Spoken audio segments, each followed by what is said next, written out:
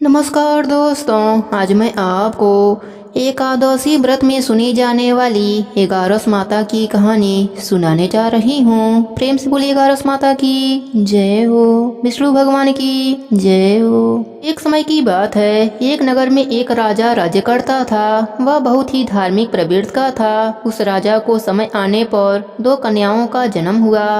राजा की छोटी बेटी भी अपने पिता की तरह ही धार्मिक थी। वह नियम धर्म से रहती थी। साथ ही वह बचपन से एगारस का व्रत भी करने लगी। एगारस माता की कृपा से राजा की छोटी बेटी लोकप्रिय हो गई। उसकी हर तरफ प्रशंसा होती रहती थी। यह सब देखकर राजा की बड़ी बेटी को बड़ा ही ईर्ष्या होता था। वह अपने बहन से जलती रहती थी। एक बार की बात है, पड़ोसी राजा का बेटा बड़ी बेटी को देखने आया, लेकिन उसे बड़ी बेटी की जगह छोटी बेटी पसंद आ गई। अब तो बड़ी बहन अपने छोटी बहन से और भी अधिक जलने लगी। वह अपने छोटी बहन को मारने के नए नए तरीके अपनाती है। एक बार भोजन में जहर मिलाकर उसे खिलाने की कोशिश करती है। एक बार मटके में जहरीला सांप रखकर छोटी बहन के कमरे में रख देती है। एक बार छोटी बेटी को पनघट पर पानी भरने के लिए ले जाती है और धोखे से नदी में धक्का दे देती है। हर बार एगारस माता उसे बचा लेती हैं, क्योंकि वह एगारस माता का व्रत किया करती थी। बड़ी बहन बहुत परेशान हो गई कि यह तो किसी भी तरह से नहीं मरती। एक दिन बड़ी बहन छोटी बहन से बोली, मेरी प्यारी बहन, भगवान ने हम सब की मृत्यु किसी न किसी तरह से लिखी है। क्या तुम्हें पता है तुम्हारी मृत्यु कैसे होगी? छोटी बहन बहुत ही सीधी साधी थी। वह बोली, मेरी मृत्यु मेरे पालतू तोते के गले में जो हार है उसी में अटकी हुई है। यदि कोई मेरे तोते को मारकर वह हार पहन ले तो मैं मूर्छित हो जाऊंगी, और फिर उस हार को उतारकर कोई रख दे तो मैं जीवित हो जाऊंगी। उस रात छोटी बहन अपने पिताजी के पास गई और बोली, पिताजी, मुझे शक है।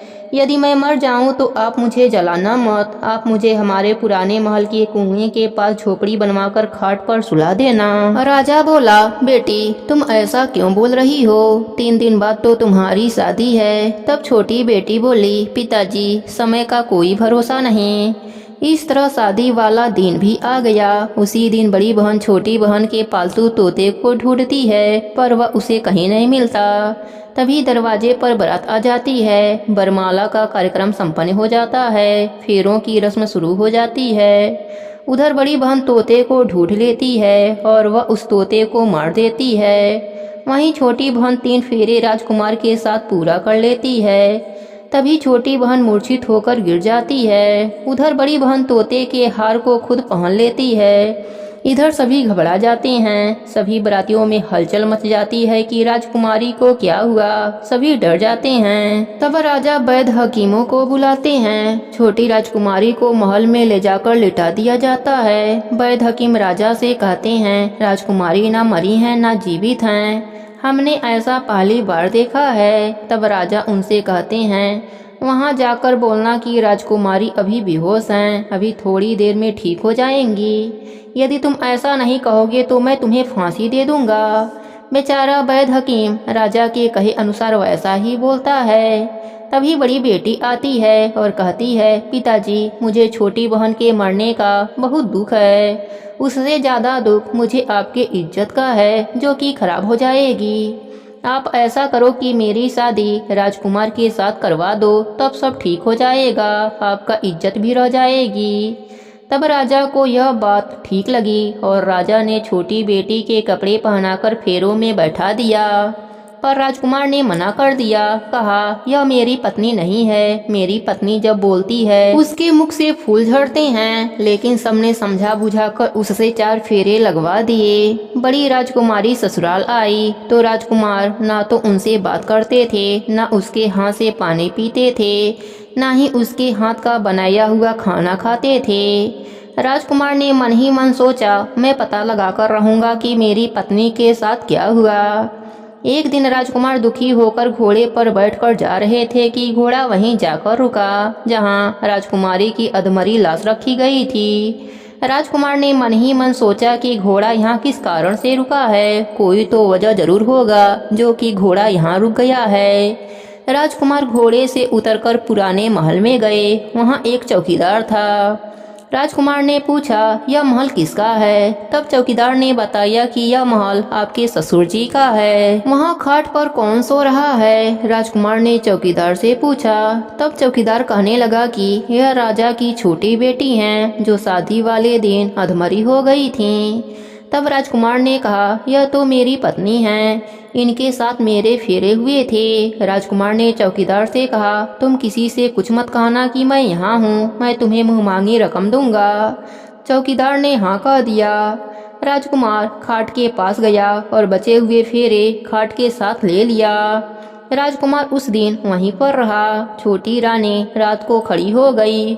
उसने अपने पास अपने पति को देखा तो उसने बहुत रोई। राजकुमार ने पूछा, बड़ी अजीब बात है, तुम शादी वाले दिन मूर्छित कैसे हो गई थी? तुम्हारे पिताजी ने मेरी शादी तुम्हारी बड़ी बहन से करवा दिया, पर मैंने उसे स्वीकार ही नहीं किया है। तुम मुझे पूरी बात बताओ, तुम दिन भर मूर्छित कैसे रहती हो? इस टाइम उठ कैसे गई? इसका भी राज बताओ। तब राजकुमारी ने अपने पति को तोते और हार वाली सारी बात बताई और यह भी बताया कि यह बात मैंने अपने बड़ी बहन को बताई थी। एक दिन उसने मुझसे मेरे मृत्यु का उपाय पूछा, तब मैंने उसे पूरी बात बताई थी। मेरी बड़ी बहन मुझसे बहुत ईर्ष्या करती है। उसने कई बार मुझे मारने की कोशिश की, पर 11 माता ने मुझे हर बार बचा लिया। यह सब मेरी बड़ी बहन ने किया है। तोते के गले में जो हार था वह मेरी बहन दिन में पहन लेती है और रात को उतार देती है, इसलिए मैं दिन में मूर्छित रहती हूँ और रात को जीवित हो जाती हूँ। यदि वह हार मुझे वापस मिल जाए तो मैं हमेशा के लिए जीवित हो जाऊंगी। इतना सुनकर राजकुमार सुबह होते ही गुस्से से अपने महल गया और बड़ी बहन के गले से हार निकाल कर लाया और अपने पत्नी को पहना दिया। उसकी पत्नी जीवित हो गई। फिर उसे लेकर महल गया और उसकी बड़ी बहन को महल से निकल जाने के लिए कहने लगा। बड़ी बहन रोने लगी और रोते रोते बोली, हे छोटी बहन, तुम्हें क्यों हर खुशी भगवान दे देते हैं और मुझे क्यों दुख देते हैं? इसका रहस्य बताओ। तब छोटी बेटी बोली, तुम्हारे मन में लालच रहता है, इस कारण तुम्हें दुख मिलता है और मैं सबका कल्याण चाहती हूँ। साथ ही 11 का व्रत भी करती हूँ, इसलिए काल भी मेरा कुछ नहीं बिगाड़ सकता। यह सब 11 माता की महिमा है, जो मेरे साथ तुमने कई अनहोनी किया पर हुआ नहीं। हर बार 11 माता ने मेरी रक्षा करी।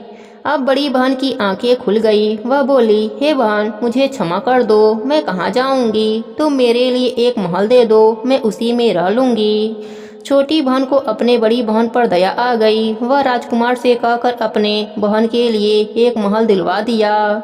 बड़ी बहन उसी में रहने लगी। अब वह नेम धर्म से अपना दिन बिताती थी, साथ ही 11 का व्रत भी करने लगी। इधर छोटी बहन अपने पति के साथ राज सुख भोगने लगी। साथ ही दोनों जन 11 का व्रत करने लगे। 11 माता की कृपा से छोटी रानी को एक सुंदर सा पुत्र उत्पन्न हुआ और महल में रिद्धि सिद्धि का वास हो गया। ये 11 माता, जैसे आपने छोटी राजकुमारी पर अपनी कृपा करी, वैसे ही अपने सभी भक्तों पर करना। सबके व्रत को पूर्ण करना। कहानी अधूरी हो तो पूरी करना, पूरी हो तो मान रखना। प्रेम से बोलिए 11 माता की जय हो, विष्णु भगवान की जय हो। एक बार एक बुढ़िया माई ने एकादशी का व्रत रखा। बड़े ही भक्ति भाव से पूजा अर्चना करी। उन्हें वृद्धा अवस्था में क्या बाधा थी? वह तो अपने पुत्र पौत्रों की सुख सुविधा के लिए व्रत रखा था। वह दिन भर तो मन को कठोर करके अपनी प्यास को रोके रहीं और दिन में ब्राह्मणों को मिट्टी के पात्र में भरकर पानी और ऋतु फल दान दिया। दोना भर भर के चीनी और दही वितरण किया। उन्हें गर्मी के कारण बहुत बेचैनी हो रही थी, इस कारण वह बहुत देर तक पानी में पड़ी रहीं, मुंह धोती रहीं। तब कहीं थोड़ा बहुत धैर्य बंध पाया। धूप तो तेज पड़ ही रही थी, इस कारण बार बार मुख सूख रहा था, बहुत बेचैनी हो रही थी। एक तो बुढ़ापा और दूसरा यह भयंकर गर्मी। वृद्धा अवस्था में स्थिति तो कुछ दूसरे ही प्रकार की होती है। जैसे तैसे हाथ पैर धोकर के दिन कट पाया। अब पहाड़ सी रात सामने थी, उनका कटना बड़ा ही कठिन दिखाई दे रहा था। खटिया पर पड़े पड़े शांति नहीं मिल रही थी। वे बार बार करवट बदल रही थीं। अनेक बार वह बाहर जाती और भीतर आती। उन्हें घर के अंदर शांति नहीं मिल रही थी। वे खटिया पर पड़ी पड़ी एगारस माता का स्मरण करती रहीं। वे कहती रहीं, हे माता, आप मेरी लाज रखना, आप ही मुझे शांति देना जिससे मैं यह व्रत कर सकूं और यह पहाड़ सी रात शांति पूर्वक व्यतीत हो सके। प्यास के कारण बुढ़िया माई की बेचैनी बढ़ती ही जा रही थी। उन्होंने धैर्य रखने का बहुत प्रयास किया, किंतु सहनशीलता की सीमा टूट गई और वह घबराकर एकदम चिल्ला उठी। बोली कि बचाओ बचाओ। अम्मा का चिल्लाना सुनकर परिवार भर के नर नारी, बच्चे, अड़ोसी पड़ोसी एकत्रित होकर बुढ़िया अम्मा के खटिया के समीप पहुंच गए। सबने पूछा कि अम्मा, आपको क्या हुआ?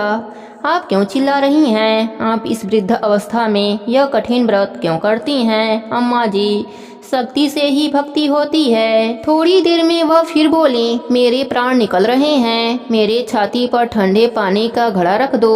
अब नातियों ने दादी के छाती पर ठंडे पानी का पात्र रख दिया। तब उन्हें थोड़ा बहुत आराम मिला और थोड़ी देर के लिए उन्होंने अपनी आंखें बंद कर लिया। अब एगारस माता ने सोचा, यह बुढ़िया अम्मा तो बहुत ही कठोर हैं, जरा जाकर उनकी परीक्षा लेनी चाहिए। वे आधी रात को मुर्गा बनकर टेर लगाने लगीं। मुर्गा की आवाज़ सुनकर दादी जल्दी से उठीं और बाहर जाकर आसमान की ओर देखा, किंतु आसमान में कहीं उन्हें प्रातःकालीन तारा नजर नहीं आया। वे सोचने लगीं, यह मुर्गा क्यों और कैसे बोल गया। उन्हें प्यास तो लग ही रही थी, थोड़ा बहुत उनका मन भी विचलित हो गया। अंत में उन्होंने दृढ़ निश्चय कर लिया कि मैं व्रत को पूर्ण करके ही छोड़ूंगी, चाहे भले ही मेरे प्राण क्यों न निकल जाएं। यह सोचकर फिर खटिया पर शिथिल होकर लेट गईं। थोड़ी देर में एगारस माता ने उनका फिर से परीक्षा लेनी चाहिए। एक छोटी सी बालिका एक गिलास में शरबत लेकर उनके सिरहाने आकर खड़ी हो गई और जोर से बोली, दादी जी, सवेरा हो गया है, आप हाथ मुंह धोकर शरबत को पी लीजिए। पहले तो शरबत का गिलास देखकर उनका मन मचल उठा, किंतु अचानक व्रत का स्मरण हुआ आया और उन्होंने सोचा कि मैं किसी भी प्रकार से अभी शरबत नहीं पी सकती हूँ, और वे शांतिपूर्वक अपनी खटिया पर लेट गईं। फिर थोड़ी ही देर में उन्हें ऐसा लगा जैसे किसी ने उन्हें पानी के कुएं में पलट दिया हो। वे बड़ी देर तक हाथ पैर चलाती रहीं, किंतु उन्होंने अपने मुंह में एक बूंद भी पानी जाने नहीं दिया। वे दृढ़तापूर्वक अपना व्रत पालन करती रहीं। थोड़ी देर में न जाने कहां से सामने आग जलने लगी, जिससे भारी गर्मी बढ़ने लगी। प्यास के कारण प्राण निकलने लगे, किंतु बुढ़िया माई का कुछ भी बिगड़ नहीं पाया। वह जहाँ की तहाँ मुस्कुराती हुई बैठी रहीं। थोड़ी ही देर में बाहर प्रकाश दिखाई देने लगा। ऐसा लगा जैसे सवेरा हो गया हो। बुढ़िया अम्मा ने जब बाहर निकलकर देखा तो समझ गईं, अभी सवेरा होने में 3-4 घंटे की देरी है। यह जानकर भी वह शांतिपूर्वक इधर उधर घूमने लगीं। फिर एगारस माता यह बात अच्छी तरह से समझ गईं कि यह बुढ़िया किसी भी प्रकार से अपने व्रत से टस से मस नहीं हो सकती है। वे उनके सत्य व्रत को अच्छी तरह से समझ गई थीं। अब सवेरा होते ही बुढ़िया अम्मा ने स्नान किया, विष्णु भगवान की पूजा पाठ करी, एकादशी व्रत की कथा सुनी, तुलसी माता की कथा सुनी, ब्राह्मणों को दक्षिणा देकर भोजन कराया। तब कहीं उन्होंने व्रत का पारण करके जल ग्रहण किया। फिर अम्मा ने स्वयं भोजन किया। उस श्रेष्ठ व्रत के प्रभाव से बुढ़िया अम्मा की आयु में वृद्धि हो गई। उनका घर परिवार हरा भरा हो गया। अब उनको अभाव न रहा। वे हर तरह से सुख साधनों से संपन्न हो गईं। नाती नातिन से उनका घर भर गया और वे उसी दिन से 12 महीनों की एकादशियों का व्रत करने लगीं। एगारस माता के व्रत के प्रभाव से वह इस संसार में हर प्रकार के सुख भोग कर अंत में वैकुंठ धाम को चली गईं। हे एगारस माता, जैसे आपने बुढ़िया माई पर अपनी कृपा करी, वैसे ही अपने सभी भक्तों पर करना। सबके व्रत को पूर्ण करना। कहानी अधूरी हो तो पूरी करना, पूरी हो तो मान रखना। प्रेम से बोलिए एगारस माता की जय हो, विष्णु भगवान की जय हो।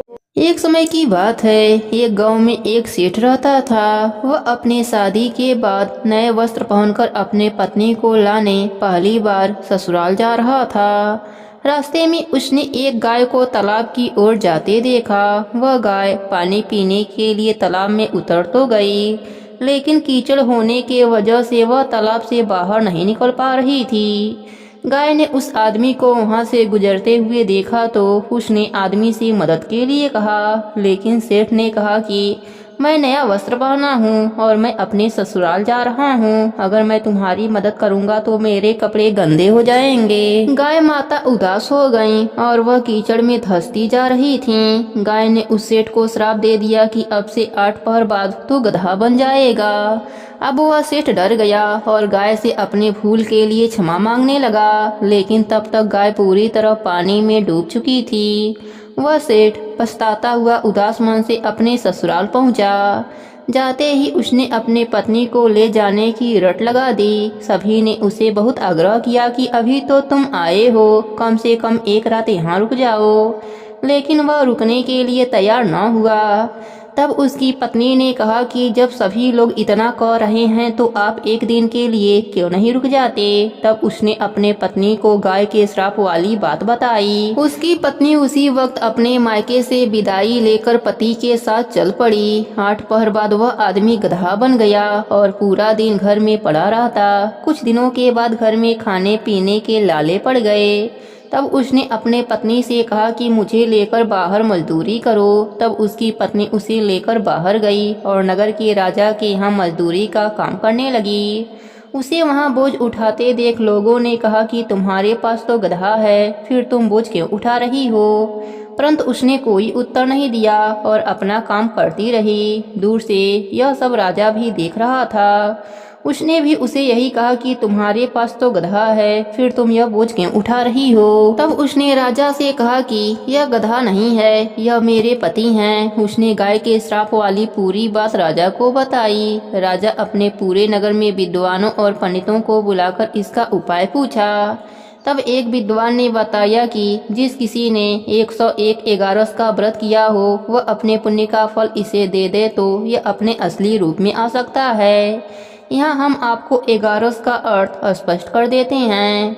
11 एकादशी व्रत रखने पर 1 एगारस पूरा होता है और 22 एकादशी का व्रत रखने पर 2 एगारस पूरा होता है। ऐसे ही जिसने 101 बार 11 एकादशी के व्रत किए हों उसके पुण्य के फल से वह आदमी अपने असली रूप में आ जाएगा। राजा ने अपने पूरे नगर में घोषणा करा दी, लेकिन किसी ने भी पूरे 101 एगारस न किए थे। कई दिन बाद उन्हें एक बुढ़िया मिली जिसने 101 एगारस पूरा कर लिया था। राजा ने उस बुढ़िया को उसका फल देने को कहा, लेकिन वह बुढ़िया 100 एगारस का फल देने को तैयार हुई, क्योंकि 1 एगारस का फल वह खुद अपने लिए रखना चाहती थी, जिससे कि उसे मोक्ष की प्राप्ति हो और वैकुंठ धाम में वास मिले।